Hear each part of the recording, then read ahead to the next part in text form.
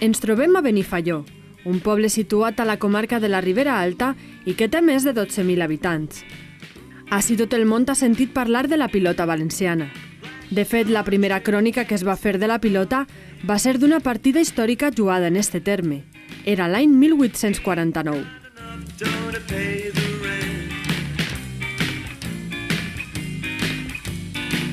Des d'eixa data fins ara, molts carrers de Benifaió s'han utilitzat per jugar a llargues i a galotxa.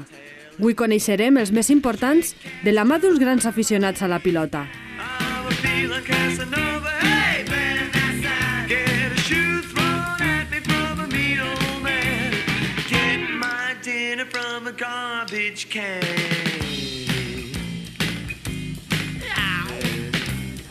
Estem en el carrer de l'Abadia, que és en un puesto on se jugava molta pilota.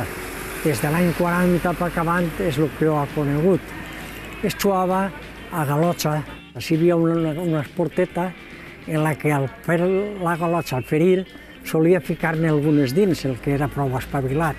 Havia una altra modalitat, que era la tauleta, que era a modo d'un taburet, una tauleta xicoteta, que entonces havia un que feria i solia ficar-la dins. I entonces pues, les partides resultaven molt boniques, perquè eren com si jugaren a llargues, però traient-la d'una tauleta. En el carrer l'Abadia, els veïns ficaven unes aristes d'obra perquè la pilota rebotara i no poguera ser fàcil sacar allí la paret. Entonces, pues, canviaven a un altre puesto.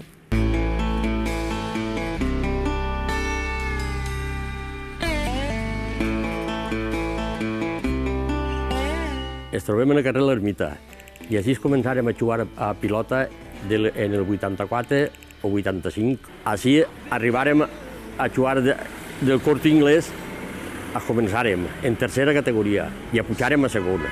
Mos digueren els de Sollana que el xou de la galotxa, que estava incorporant-se molt en aquests pobles, que era molt més bonico que el frontó. Entonces buscarem un dels millors carrers que trobàrem així en Benifaió, que era el de l'Ermita. Així, en aquests dos forats, ficàvem la corda del mig del carrer i de darrere se sacava, pa callar. I allà estava el que feia el bot i l'enrefilava pa callar. Pues deixàvem de jugar perquè això era un supermercat de la cooperativa. I se venien i feien les finques. I del 92 al 95 passarem al carrer de Villajos i allí ho arreglarem. L'última partida que es va jugar al carrer de l'Ermita la van protagonitzar figures com Genovés.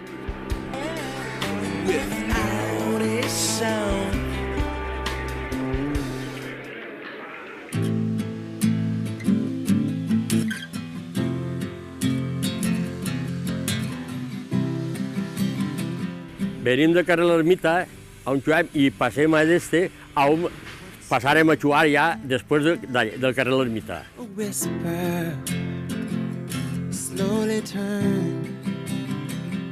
L'Ajuntament ens donà grava, porlam i nosaltres en 2 fins de setmana l'asfaltàrem tot. Este pis l'asfaltàrem nosaltres perquè era de terra. I així començarem, jugarem en segon i pujarem a primera. I jugarem 2 finals. Una la guanyarem, que per cert nosaltres jugava Federico, el de Sollana. I l'altra també, però l'altra no la pogueren guanyar. Buscarem molts carrers, però hi ha problemes en tots. I venim per aquí, perquè era més tanave, que és si llarga, i això també parlarem en Villajos, diu, sense problemes. Ell m'ho ficava una tela, m'ho sobarrelà i dalt, i m'ho donàvem moltes facilitats. Els amos de les indústries els teníem a favor, pues resulta que allí hem jugat molt a gust, fins que ens han fet el carrer este nou.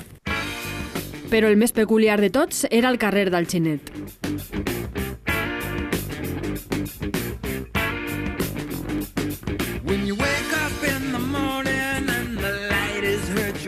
Este carrer el tancaven en uns toldos així on estem ara i un altre toldo allà on feien la galotxa.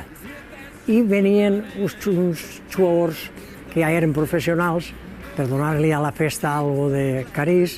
I aquestes partides, al tancar el carrer, es pagava una entrada. I es jugava la modalitat de galotxa i bot, de l'alt i el bot, que es deia la partida de galotxa, a ratlles. Actualment, Benifaió té un carrer artificial que ha sigut seu de diverses finals de Galotxa.